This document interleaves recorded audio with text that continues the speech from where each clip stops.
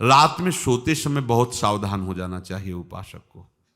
वैसे तो हर समय सावधान, पर सोते समय ऐसे सावधान होना चाहिए जैसे मृत्यु के समय योगी जन अपने सारे इंद्रियों को समेट लेते हैं और अपने स्वरूप में, अपने प्रीतम के स्वरूप में लगा देते हैं। तुम रोज शयन के समय ऐसा अनुभव करो, मैं नींद में जा रहा हूं या मृत्यु में जा रहा हूं, इसमें कोई फर्क नहीं पड़ता। पता नहीं आंख खुले कि ना खुले। कितने ऐसे हैं कि सोते ही रह गए। आप अब बेहोशी की हालत में जा रहे हैं, नींद में जा रहे हैं, तो एक समय रखो कि आप अपनी शैया पर इतने समय ही जाएंगे। एक नियत समय रखो। हमने देखा है साधकों का एक समय होता है कि 10 बजे हमें लेट जाना है, सोना नहीं, लेट जाना है, और लेटे हुए भगवत चिंतन करना। अब जब सो गए तो सो गए, नहीं सो गए तो उसमें हमें टेंशन नहीं लेना, या अभी नींद नहीं आई, 10:30 बज गए, 11 बज गए, ये नहीं। आंख मूंदी, मंत्राकार वृत्ति, तो बिना नींद की गोली के सो जाओगे। यह है ऐसा, भजन में मन लगाओ, सो जाओगे। जिनको नींद ना आती हो उनके लिए सही दवा है, आप नींद का चिंतन न करके प्रभु का चिंतन करने लगो। देख लेना आप कब सो गए पता नहीं चले। और अगर सौभाग्य से नींद ना आई तो नींद में जो इंद्रियों को पुष्टता मिलती है वो होता है संसार का विस्मरण। नींद में खास बात क्या होती है कि संसार का चिंतन छूट जाता है, फिर वो मस्त हो जाता है। उसमें जो ऊर्जा शक्ति वो जागृत होती, संसार के चिंतन से ऊर्जा शक्ति नष्ट होती। तो 4 घंटे 5 घंटे संसार के चिंतन से रहित पड़ा रहा सुषुप्ति में, तो उसे ऊर्जा शक्ति फिर आ गई। और अगर 4-5 घंटे आप प्रभु के चिंतन में रहे तो संसार का चिंतन छूटा, आनंद सिंधु का चिंतन हुआ। तो ये नहीं होगा कि आज रात्रि सोया नहीं तो बहुत टेंशन है, परेशानी, ऐसा नहीं होगा। भीष्म जी आज्ञा करते हैं रात्रौ च कृष्णम। ये बहुत सावधानी की बात, प्रायः इस सावधानी में नहीं रहा जाता।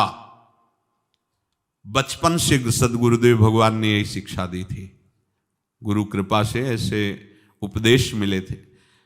सोते समय कोई वार्ता नहीं, कोई अन्य चिंतन नहीं, चुपचाप अपने मन को हटाकर केवल इष्टमय करो। कब नींद आ जाती है इसकी चिंता मत करो, इष्टाकार वृत्ति करके ही सोना चाहिए। तो आगे जो लिखा है पुनरुत्थिताये, जब उठो तब वैसी वृत्ति, तो कुछ दिन बाद स्वाभाविक हो जाएगी, स्वाभाविक हो। अपने तो इतना तक देखा है कि जैसे आधा पद में होश रहा और निद्रा आ गई, तो जब चेतना आई तो उसी पंक्ति से, जहां से होश गायब हुआ था, उसी पंक्ति से जागरण प्रारंभ हुआ। ऐसा ही जब ऑपरेशन के समय बेहोश किया गया था तो उनसे कहा था हमें बता देना कुछ मिनट पे, तो उनका हाँ लगाने वाले इंजेक्शन और कुछ ही सेकंड में इसका असर, बस। तो जो पद चलाया था, जब होश आया था तो वही पद चल रहा था, मतलब बेहोशी में वो पद अपना अधिकार किए हुए था। ऐसे नींद भी तुम्हारी भजन हो जाएगी, समाधि हो जाएगी, यदि आप सोते समय प्रभु का चिंतन करेंगे। बहुत ही सावधानी की बात है।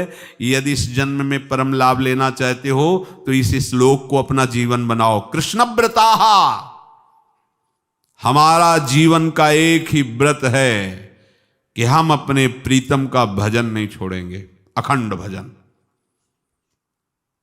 हमें ये नहीं देखना कि उपांशु मानसी को इसमें कितने गुना, हमें गुना बना नहीं देखना। हमें अपने प्रभु को बोलना नहीं। भजन में मन नहीं लग रहा, पद गा रहे हैं, जोर जोर से चिल्ला रहे हैं, नाम कीर्तन, हमें अपने प्रभु से जुड़े रहना है। कृष्ण व्रताः कृष्ण मनुस्मरन्तो, हमारा निरंतर स्मरण चले, बस ये प्रयास रखना है। जब निरंतर स्मरण की बात कह दी तो फिर आगे कुछ कहना नहीं चाहिए, पर खास बात इसीलिए कहा जाता है कि आप समझ जाओ। रात्रौ च, जब कोई भी ब्रह्मचारी, कोई भी उपासक, कोई भी बैरागी त्यागी महात्मा सोते समय सावधान हो गया तो उसकी रात्रि बहुत गलत जाएगी। खास जब आप सैया पे शयन करते उस समय असावधानी हुई तो विकार छा जाएगा, ध्यान रखना। आपका चिंतन गलत हो जाएगा, आपकी चेष्टा गलत हो जाएगी। जागृत में ना सही तो स्वप्न में आप सावधान उस समय जरूर रहिए। और उतना ही विश्राम कीजिए जितना आवश्यक हो। व्यर्थ में करवटें मत बदलिए, ये उपासक का स्वरूप नहीं होता। रोगी है तो बात अलग है, बड़े असाध्य रोगों से, नहीं तो ऐसी दिनचर्या नहीं होनी चाहिए। कै बजे? 3:30, अभी आधा घंटा तो है, फिर कमर ओढ़ लिए, ये साधक का नहीं होता। उचित समय, जो मान लो 4 घंटा विश्राम का, तो अब ये नींद का विषय आओ या ना हो, हम तुम्हारे लिए पुष्प बिछा के नहीं बैठेंगे कि आ जाओ आ जाओ आ जाओ। नहीं आई तो अब ये नहीं गया, अब इतने समय नहीं आई थी, अब 4 बजे उठने के समय कैसे नहीं, ये फेंका। उसमें विचार नहीं किए, पहले फेंको और सैया से नीचे उतरो, भूमि को प्रणाम करो, आगे बात नहीं। वो फिर आपको ऐसा होता है 10 मिनट में तो कोई बात नहीं, 10 वो पार कर देगा, घंटा दो। रात्रौ च कृष्णम पुनरुत्थिताय, ये नियम लीजिए। सोते समय आप बिल्कुल मृत्यु दशा की स्थिति लाइए, जैसे मरने वाला नहीं होता, सब जगह से मन हटाकर। और सच्ची है, पता नहीं आंख खुले कि ना खुले, ये बड़ा धोखे का जीवन है। ये ऐसे हजारों लोग सोए और सोते ही रह गए।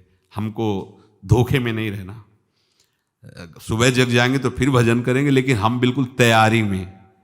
तो जब ये था कि किडनी कभी भी फेल हो सकती, तो हमें ज्ञान तो था नहीं ऐसा उस समय, तो हम रात्रि में जब शयन का सो, तो कपड़े कौन थे, कोई पैंट शर्ट थोड़ी थे, सब हटा चला, ऐसे रज लगाई, राधा वल्लभ जी को ऐसे बांधा, चरणामृत लिया, पूरी तैयारी में, क्योंकि पास कोई था नहीं।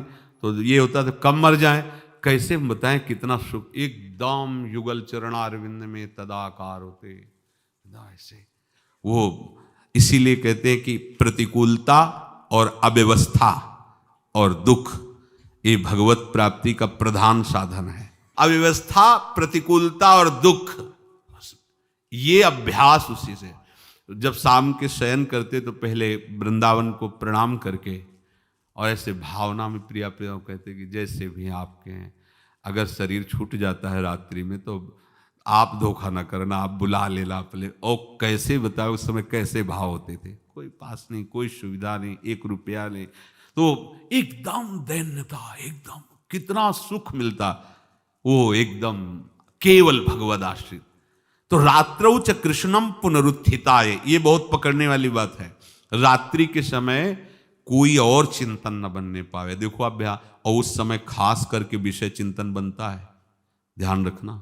दिन भर लड़ते रहोगे इंद्रियों से, और जब आप शयन के समय जाओगे तब वो अवसर ढूंढेंगी और आपको विषयों में फंसाने की चेष्टा करेंगी। कोई क्रिया या पूर्व में कोई क्रिया या कोई दृश्य या कोई बात, अगर कहीं मोबाइल से मित्रता है और बगल में रखा है तो भूल जाओ, रात्रौ च कृष्णम पुनरुत्थिताच। जब तक नींद नहीं आती तब तक फिर वो ऐसी सामग्री डाल देगा कि वो बर्बाद हो जाओगे। साधक मान लो, हमारी प्रार्थना मान लो, हम मानते हैं कि आज के समय में यंत्र का बहुत बड़ा प्रभाव है। अब यंत्र का प्रभाव देख लीजिए, यही छाती पे मोबाइल होगा, यही धड़कन के साथ वो घंटी बजे और कुछ नहीं। ऐसा भगवान का खेल रचा है। और इसमें सबसे खतरनाक बात है कि आप जो चाहो देख सकते हो, जहां चाहो, जैसे विश्व की पूरी बात, पूरा विश्वात्मा है, ये विश्वात्मा स्वरूप है, सर्च करो देख। अब अगर साधक सावधान नहीं है तो समाज में तो ऐसे कट गया। अब एकांत में जब शयन के समय गया, उस समय मन आपको फंसाने की चेष्टा। प्रार्थना है, अगर आपके पास मोबाइल हो तो एक उसका समय रखो। अगर आपको ऐसा लगता है कि कोई परिस्थिति आ जाए, हम स्विच ऑफ किए हैं, तो एक और मोड कहते हैं, कोई फ्लाइट मोड दो, क्या मोड में लगा दो, सीधे मत रखो, मोड में लगा दूर रख दो। आप अपने चित्त को प्रभु में जोड़िए। रात्रि के समय मोबाइल का प्रयोग मत कीजिए। मान लीजिए रात्रौ च कृष्णम पुनरुत्थिताय, सुबह उठते ही आपको कुछ चिंतन नहीं करना। सबसे पहले उठते ही, यदि आपके अभ्यास में आ गया तो ऐसा ही होगा, नहीं तो आपको पहले सदगुरुदेव भगवान का प्रणाम नमस्कार और कुछ भक्तों का, और फिर नाम जप, भले 5 मिनट ही करो, अपने आराध्य देव का सुमिरन, फिर अपनी